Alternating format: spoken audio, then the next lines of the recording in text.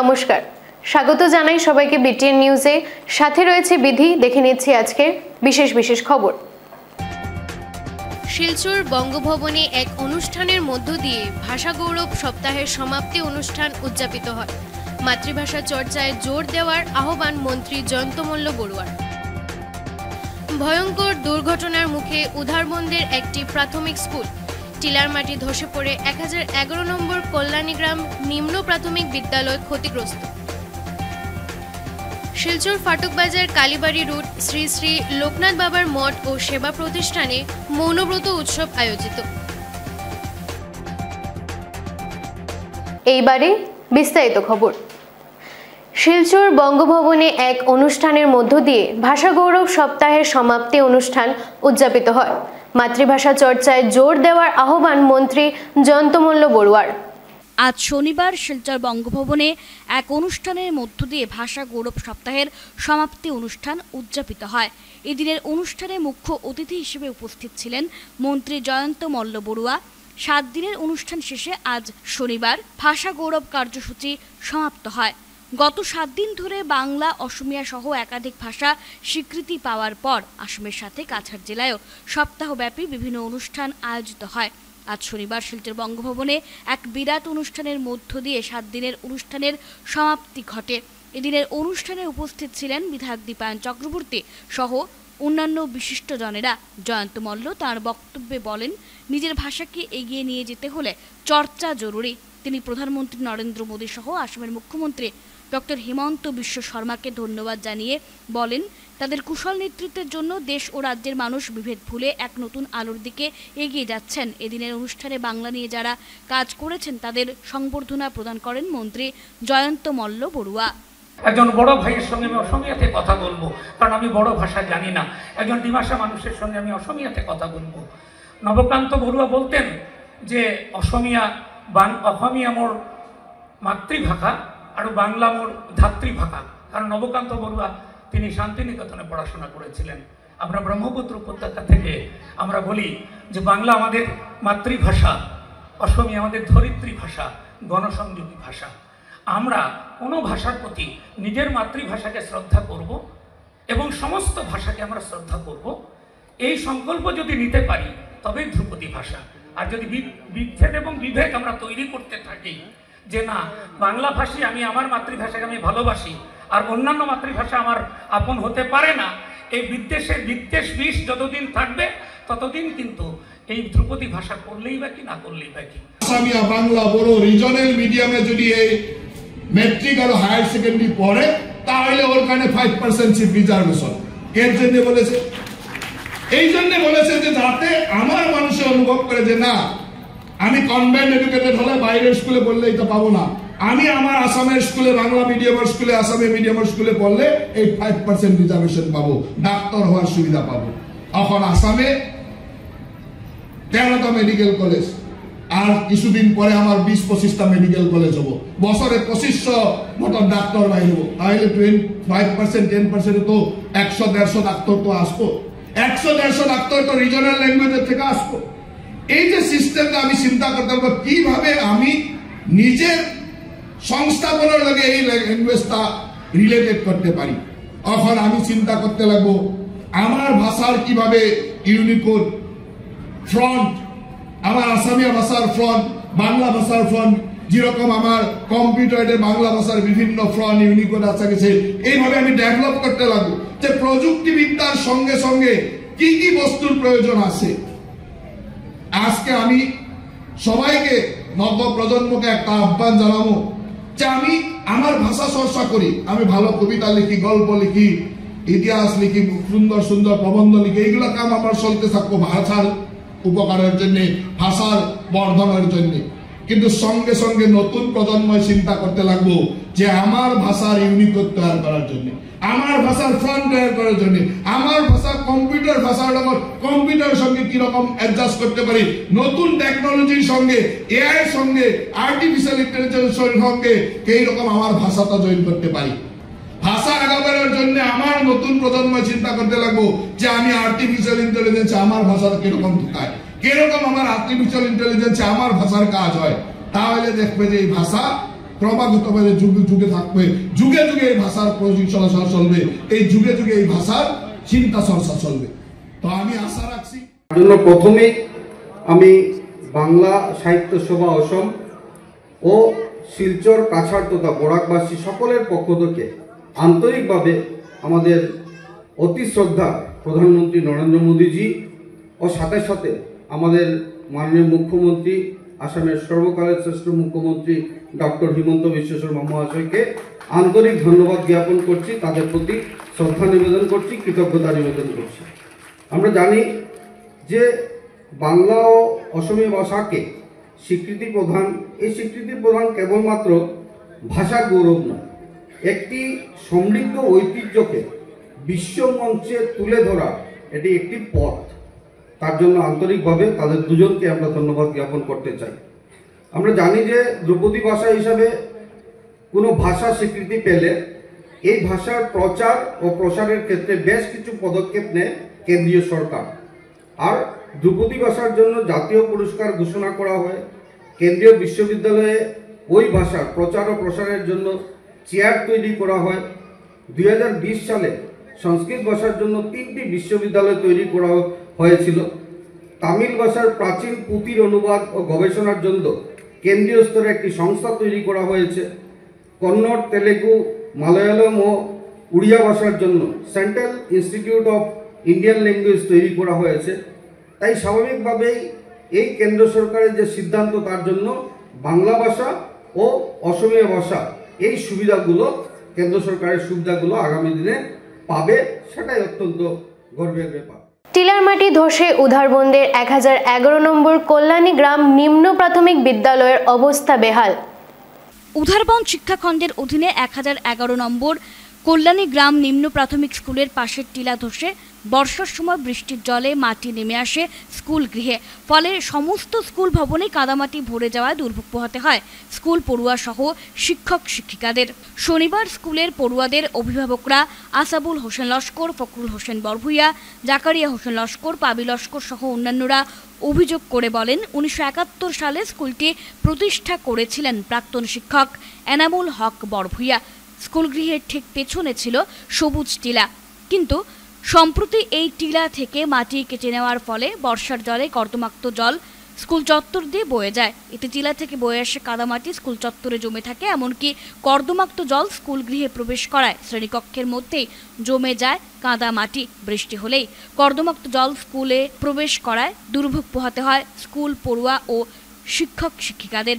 এতে স্কুলের পঠন পাঠনে ব্যাঘাত ঘটছে বলে উল্লেখ করে স্কুলটিতে মোট 110 জন পড়ুয়া রয়েছেন। এ নিয়ে স্থানীয় বিধায়ক মিসবাহুল ইসলাম লস্করের সাথে যোগাযোগ করলে কোনো লাভ হয়নি বলে জানান তারা। এলপি স্কুলে জল ঢুকে দুধপাতিল পাট 1 মিকিরজুম টিলা হইতে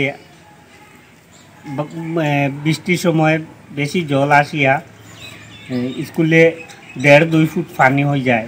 ক্লাসে বাচ্চাই বসতে পারে না, তারা ক্লাসের সময় বাইরে থাকে। জল পরে আমরা শুকাইয়া তারপরে বাচ্চারারে ক্লাসের মধ্যে ঢুকানো হয়। যেগুলা ফাঁক আর বালি আইয়া গড়গুলা এখন নিচে ঢুকাইছে। আমার মনে হয় আর 1-2 বছর পরে জানালা দিয়ে মানে পানি যাইতে লাগবো। এখনো এক জড়ি যদি বৃষ্টি হয়, এরপরে বাচ্চাগুলা আর ক্লাস করতে পারে না, স্কুলের ভিতরে জল ঢুকি যায়। আর আপনারা সেই দৃশ্য তো দেখতেও যে একটা স্কুলে তো দরজাও খোলা যায় না, আপাতত বন্ধ আছে, এটা খোলাও যায় না। যে যেগুলো আইয়া ফয়েল যেগুলো আইয়া পলিমারি পড়িয়া দরজা বন্ধ হয়ে গেছে স্কুল, এটা আপনারা তুলিয়া দেবো। বা এটা আমরা দাবি যে আমরা স্কুলটা যাতে পরিষ্কার হয় বা বিল্ডিংটা যদি উঠাইতে লাগে, তো এটা আমরা জেলা প্রশাসনের কাছে এটা আমরা আবেদন জানাই যে এটা আমরা স্কুলটা অতি সত্ত্বর যাতে মেরামত করা হয়। শিলচর ফাটক বাজার কালীবাড়ি রোড শ্রী শ্রী লোকনাথ ব্রহ্মচারী বাবার মঠ ও সেবা প্রতিষ্ঠানে মৌনব্রত উৎসব আয়োজিত। শিলচর ফাটকবাজার কালীবাড়ি রোড শ্রী শ্রী লোকনাথ ব্রহ্মচারী বাবার মঠ ও সেবা প্রতিষ্ঠানে দিনব্যাপী নানা অনুষ্ঠানের মধ্য দিয়ে মৌনব্রত উৎসব পালিত হয়। কার্তিক মাসের শুক্লপক্ষের শনিবার অথবা মঙ্গলবার মন্দিরে এই ব্রত অনুষ্ঠিত হয়ে থাকে। এদিন ভক্তরা নির্জলা উপোস থেকে সন্ধ্যায় প্রদীপ প্রজ্বলন করে থাকেন এবং রাতে বাবার ভোগ নিবেদনের পর প্রসাদ গ্রহণের মধ্য দিয়ে ব্রতের সমাপ্তি ঘটে। এদিকে চিরাচরিত এই প্রথা মেনে এবার কার্তিক মাসের শুক্লপক্ষের শনিবারে এই ব্রত পালন করা হয় লোকনাথ বাবার এই মন্দিরে। আজ লোকনাথ বাবার মৌনব্রত আমরা প্রত্যেক বছরই কার্তিক মাসের শুক্লপক্ষ তিথিতে এই মৌনব্রতটা আমরা পালন করি। এই মৌনব্রতর একটা বিধান আছে যে সারাদিন কথা না ভুলে উপবাস থেকে ত্রিসন্ধ্যা সময় বাবার সম্মুখে ঘিয়ের প্রদীপ প্রজ্বলন করে এই ব্রতটা করতে হয়। তা আমাদের দ্বারা তা সম্ভব হয়নি। আমরা সারাদিন কথা বলেছি, বাবার সম্মুখে প্রদীপ প্রজ্বলন করে আমরা 5-10 মিনিট মৌনব্রত পালন করছি, করে আমরা এই উৎসবটা করি। এবার আমাদের ব্রতীর সংখ্যা একটু কম হয়েছে অন্য বছরের তুলনায়।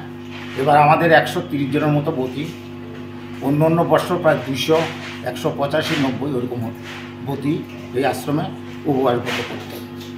যাই হোক, এবার আমরা 130 জনকে নিয়ে এই ব্রতটা করতেছি এবং আমরা এই ব্রত করার উদ্দেশ্য হচ্ছে যে জাতি বর্ণ ধর্ম নির্বিশেষে প্রত্যেকের মঙ্গলের জন্য, বাবা লোকনাথ যেন প্রত্যেকের মঙ্গল করে, প্রত্যেকের মঙ্গল কামনা হয়, সবাই শান্তিতে বসবাস করতে পারেন, এই কামনাই আমরা করি। যে আপনি যে এই ব্রতটা করার এটার কারণ কী, এটার উদ্দেশ্য কী?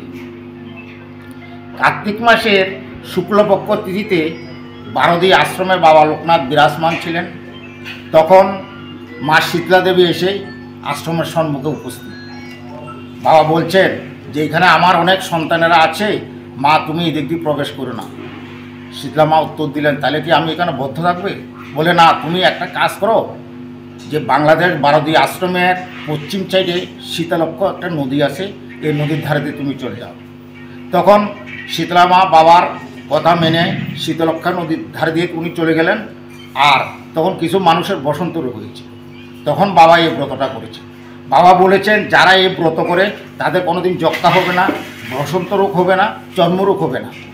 মানে বাবা যেদিন থেকে এসছেন এখানে, সেই দিন থেকেই আমরা এখানে এই ব্রতটা করে যাচ্ছি। আমাদের 19 জ্যৈষ্ঠ হয়, বছরে 2খানা অনেক বড় বড় উৎসবই হয় বাবার। তো তার মধ্যে 19 জ্যৈষ্ঠ একটা, আর এই কার্তিক ব্রত একটা। তো কার্তিক ব্রতটা আমরা করে আসছি দীর্ঘদিন থেকে। এটা মৌনব্রত। আমরা সারাদিনই জল নেই না, আমরা মৌনই থাকি, উপবাস থাকি থেকে।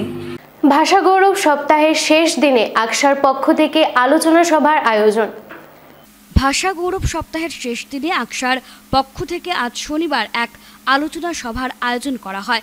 বাংলা ভাষাকে ধ্রুপদী ভাষার মর্যাদা প্রদানে রাজ্য জুড়ে আয়োজিত ভাষা গৌরব সপ্তাহ উদযাপনের অঙ্গ হিসেবে আকশার এই আলোচনা সভাটি অনুষ্ঠিত হয়। এদিনের আলোচনা সভার আলোচ্য বিষয় ছিল ভাষার মর্যাদা যত, দেশ উন্নত তত। এদিন শিলচর প্রেস ক্লাবে অতিথিদের বরণের মাধ্যমে অনুষ্ঠানের সূচনা হয়। সভা পৌরোহিত্য করেন প্রাক্তন অধ্যাপক নিরঞ্জন দত্ত।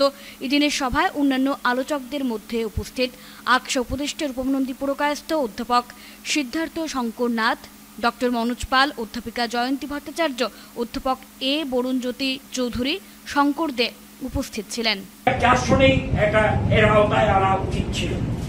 কেন এটা বৈষম্য করা হয়েছিল? তখন কোথায় ছিলেন আমাদের স্থানীয় নেতৃবৃন্দরা, যারা বাঙালি হিসেবে গৌরব অনুভব করেন? তারা কোথায় ছিলেন? এত পরে কেন হলো? কাকে প্রথম তালিকায় তো বাংলার নাম থাকা উচিত ছিল। বিশ্বে প্রথম বাংলায়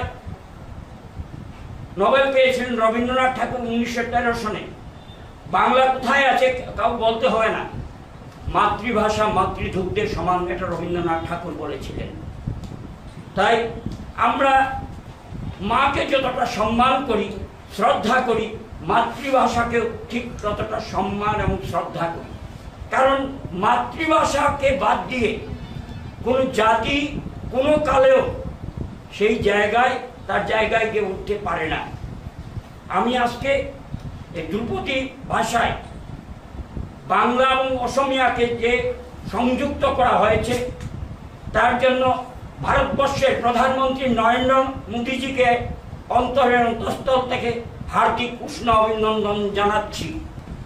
দ্বিতীয়ত, ভাষা গৌরব যে সপ্তাহ, যে প্রত্যেক ভাষা গোষ্ঠীর মানুষ যাতে এই 3 নভেম্বর থেকে 9 নভেম্বর আজকের সমাপ্তি দিবস প্রত্যেক জাতি যে তার মাতৃভাষায় ভাষা গৌরব সপ্তাহ পালন করে, এটা সরকারি সিদ্ধান্ত।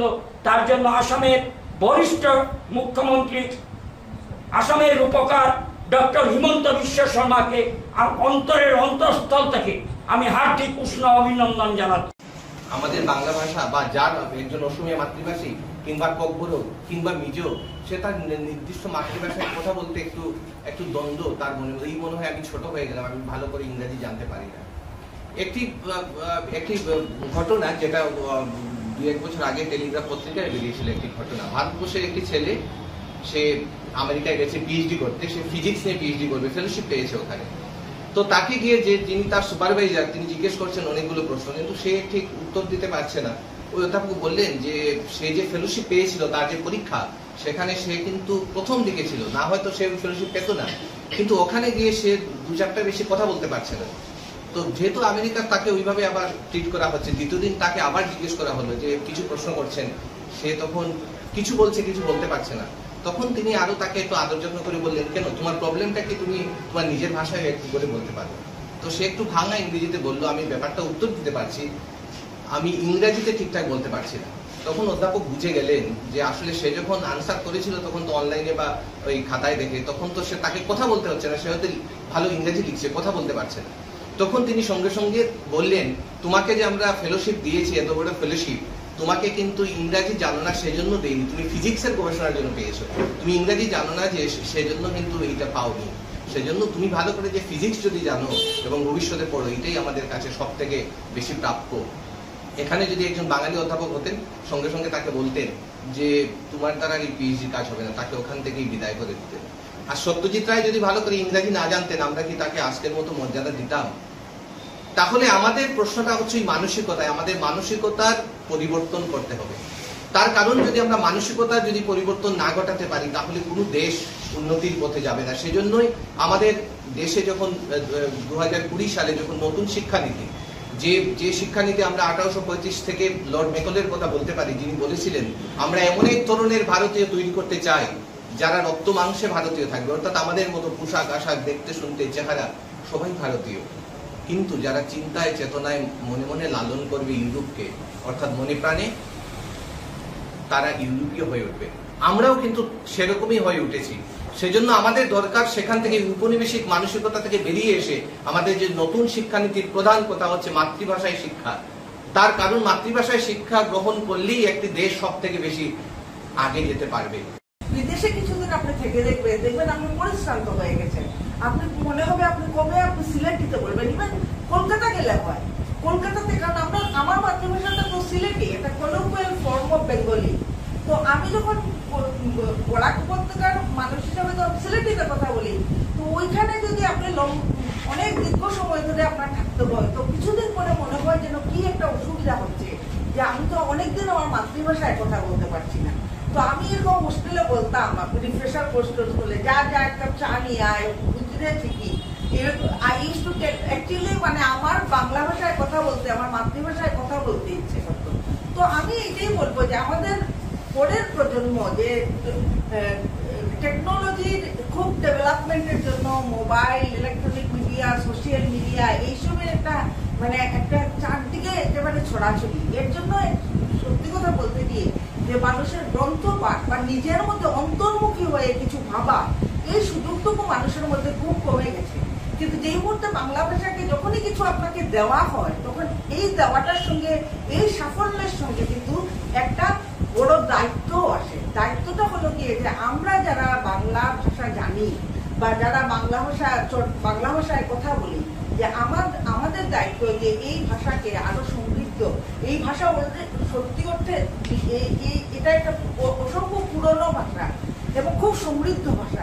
এই ভাষার সমৃদ্ধিকে বজায় রাখা এবং তাকে আরো সমৃদ্ধ করে তোলার দায় আমাদের। এবং বরখলার কাশীপুরে ভয়াবহ সড়ক দুর্ঘটনা ঘটল, আহত হলেন 5 জন। কাছাড় জেলার বরখলার কাশীপুরে ভয়াবহ সড়ক দুর্ঘটনা সংঘটিত হয়। শনিবার সকাল 9টা নাগাদ নিয়ন্ত্রণ হারিয়ে অটোরিকশাটি ধানক্ষেতের মধ্যে উল্টে পড়ে যায়। দুর্ঘটনাগ্রস্ত অটোর সংস্কৃতি মনস্ক লোকদের উৎসাহিত করতে দীপাবলি ও বিজয় সম্মেলনের আয়োজন করে করিমগঞ্জ নবজাগরণ সংঘ। সংস্কৃতি মনস্ক লোকেদের বাড়তি উৎসাহ প্রদানের লক্ষ্যে বিভিন্ন অনুষ্ঠানের মধ্য দিয়ে দীপাবলি ও বিজয়া সম্মেলনের আয়োজন করে করিমগঞ্জ নবজাগরণ সংঘ। বিজয়া সম্মেলন ও দীপাবলির প্রেক্ষিতে বিশেষ পদক্ষেপ গ্রহণ করে ক্লাব নবজাগরণ সংঘ।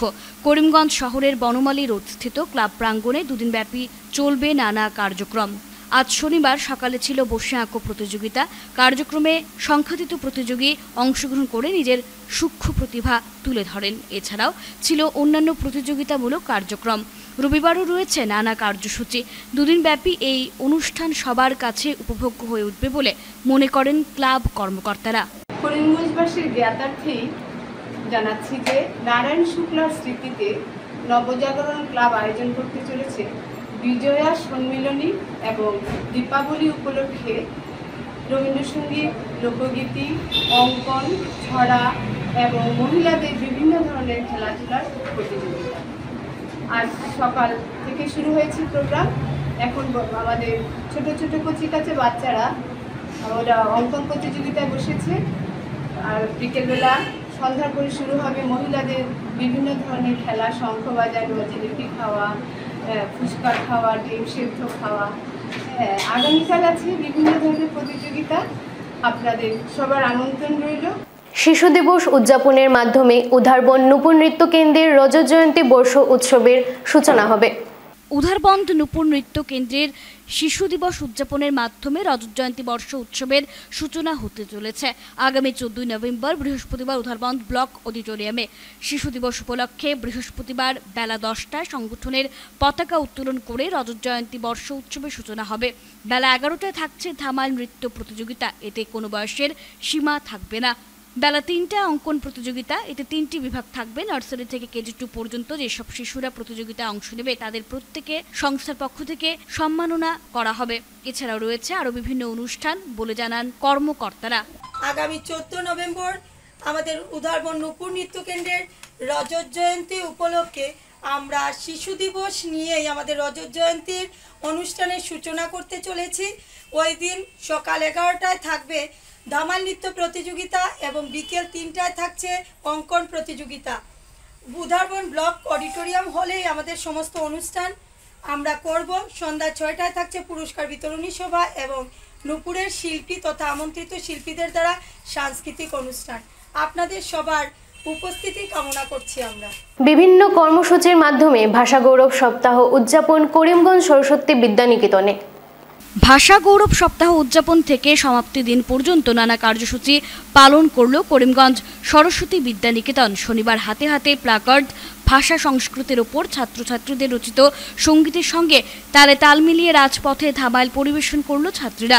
সরস্বতী বিদ্যানিকেতন থেকে বর্ণাঢ্য শোভাযাত্রা শহরের শহীদ ক্ষুদিরাম সরণি, শহীদ সরণি হয়ে শম্ভু সাগর উদ্যান পরিক্রমা করে জাতীয় শহীদ বেদিতে পুষ্পার্ঘ্য অর্পণ করে আবার স্কুলে প্রবেশ করে। শহীদ বেদিতে পুষ্পার্ঘ্য অর্পণ করেন বিদ্যা নিকেতনের প্রধান আচার্য অঞ্জন গোস্বামী, উপপ্রধান আচার্য মনোজিৎ চক্রবর্তী। সম্মানিত অতিথি হিসেবে উপস্থিত ছিলেন জেলা শিক্ষা বিভাগের অসিত ভূষণ দত্ত প্রমুখ।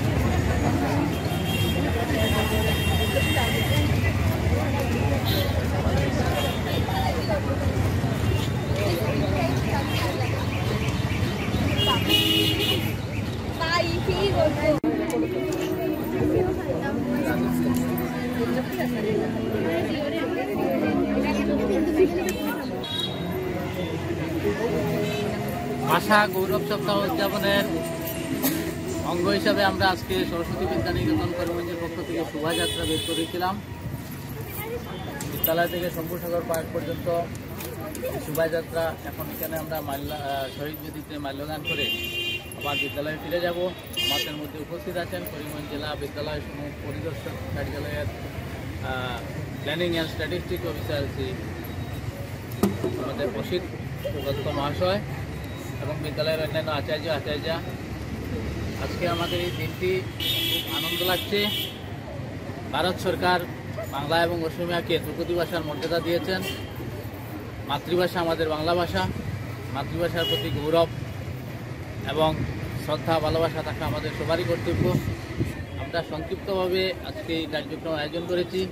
বিগত এক সপ্তাহ যাবৎ বিদ্যালয়ে আভ্যন্তরীণ কার্যক্রম চলছিল। গতকালকে আমাদের শিশু বাটিকার ছাত্রছাত্রীরা একটি সুন্দর কার্যক্রম করেছে। আজকে আমরা শোভাযাত্রার মাধ্যমে এই কার্যক্রমের সমাপ্ত ঘোষণা করব। আমাদের মধ্যে উপস্থিত আছেন আমাদের প্রসিদ্ধ দত্ত মহাশয়, প্ল্যানিং অ্যান্ড স্ট্যাটিস্টিক অফিসার, উনিও কিছু বলবেন এই বিষয়ে। সরস্বতী বিদ্যানিকেতনের অধ্যক্ষ এবং স্কুলের সকলকে ধন্যবাদ জানাই। আমাকে এই ভাষা গৌরব সপ্তাহ উদযাপনের এই শোভাযাত্রায় অংশগ্রহণ করার সুযোগ দেওয়ার জন্য আমি ভারত সরকারকে ধন্যবাদ জানাই। দেরি হলেও বাংলা এবং অসমী ভাষাকে ধ্রুপদী ভাষার স্বীকৃতি দিয়েছেন। সেই সঙ্গে এই সপ্তাহটা পালন করার জন্য আসামের মাননীয় মুখ্যমন্ত্রী আমাদেরকে যে নির্দেশ দিয়েছেন সেই অনুসারে আমাদের সমস্ত স্কুল কলেজ বিভিন্ন সংগঠন এই সপ্তাহটা পালন করছে এবং আবারও আমি সরস্বতী বিদ্যানিকেতনকে ধন্যবাদ জানাচ্ছি আমাকে এখানে আমন্ত্রণ করে আনার জন্য। নাচ, গান, কবিতা ও আলোচনা চক্রের মধ্য দিয়ে ভাষা গৌরব সপ্তাহ পালন পাথারকান্দিতে। আসাম সরকারের পক্ষ থেকে 3 থেকে 9 নভেম্বর ভাষা গৌরব সপ্তাহ পালনের অঙ্গ হিসেবে শনিবার বাংলা নাচ, গান, কবিতা ও আলোচনা চক্রের মধ্য দিয়ে ভাষা গৌরব সপ্তাহ পালিত হলো পাথারকান্দিতে। এই উপলক্ষে আয়োজিত এই অনুষ্ঠানে সঙ্গীত শিক্ষিকা এলিজা সিনহার নেতৃত্বে উদ্বোধনী সঙ্গীত পরিবেশিত হয়। পরে অবসরপ্রাপ্ত বিষয় শিক্ষক গোপাল চন্দ্র দাস স্বাগতিক বক্তব্যে ভাষা গৌরব সপ্তাহ পালনের তাৎপর্য তুলে ধরার পাশাপাশি কেন্দ্রীয় সরকারের প্রতি কৃতজ্ঞতা জ্ঞাপন করেন। শিক্ষিকা সুলেখা দাস বলেন, প্রতিটি গ্রন্থাগারে বিভিন্ন ভাষার বই রাখা হবে, যার থেকে ছাত্রছাত্রীরা উপকৃত হবেন। পরে জাতীয় সঙ্গীতের মাধ্যমে অনুষ্ঠানের সমাপ্তি ঘটে।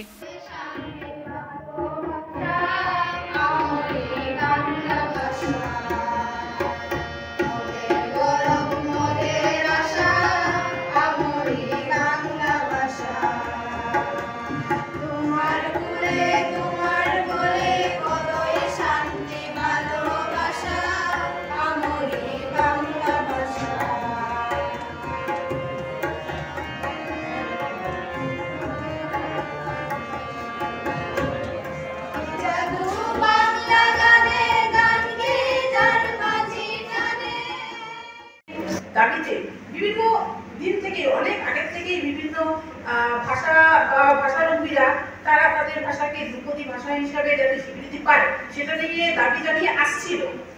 তো সেই দাবিগুলির ভিত্তিতে 2004 সালে ভারত সরকারের সংস্কৃতি মন্ত্রক এবং ভাষাতত্ত্ব বিশেষজ্ঞ কমিটি যৌথভাবে একটি ধ্রুপদী ভাষা কমিটি গঠন করে এবং এই কমিটির মাধ্যমে সর্বপ্রথম তামিল ভাষাকে ক্লাসিক ভাষা বা ধ্রুপদী ভাষা হিসেবে আখ্যা দেওয়া হয় বা স্বীকৃতি দেওয়া হয়। এরপর বিভিন্ন ভাষার মানদণ্ডের বিভিন্ন ভাষা এবং তাদের মানদণ্ডের বিচারে ধ্রুপদী ভাষা হিসাবে স্বীকৃতি পেয়েছে অনেকগুলি ভাষা। আজকে পর্যন্ত 2024 সালে মোট 5টি ভাষাকে দেওয়া হয়েছে। সেই ভাষাগুলি হচ্ছে কি বাংলা, তার মধ্যে প্রধানত আমাদের ভাষা, আমাদের খুব গর্বের ভাষা বাংলা, অসমিয়া, পালি, প্রাকৃত এবং মারাঠি ভাষাকে এবছর দেওয়া হয়েছে। দেখে নিচ্ছি আজকের বিশেষ খবর আরও একবার। শিলচর বঙ্গভবনে এক অনুষ্ঠানের মধ্য দিয়ে ভাষা গৌরব সপ্তাহের সমাপ্তি অনুষ্ঠান উদযাপিত হয়। মাতৃভাষা চর্চায় জোর দেওয়ার আহ্বান মন্ত্রী জয়ন্ত মল্ল বড়ুয়ার। ভয়ঙ্কর দুর্ঘটনার মুখে উধারবন্দের একটি প্রাথমিক স্কুল, টিলার মাটি ধসে পড়ে 1011 নম্বর কল্যাণীগ্রাম নিম্ন প্রাথমিক বিদ্যালয় ক্ষতিগ্রস্ত। শিলচর ফাটকবাজার কালীবাড়ি রোড শ্রী শ্রী লোকনাথ বাবার মঠ ও সেবা প্রতিষ্ঠানে মৌনব্রত উৎসব আয়োজিত। আজকের মতো বিটিএন নিউজ এই পর্যন্তই। ধন্যবাদ।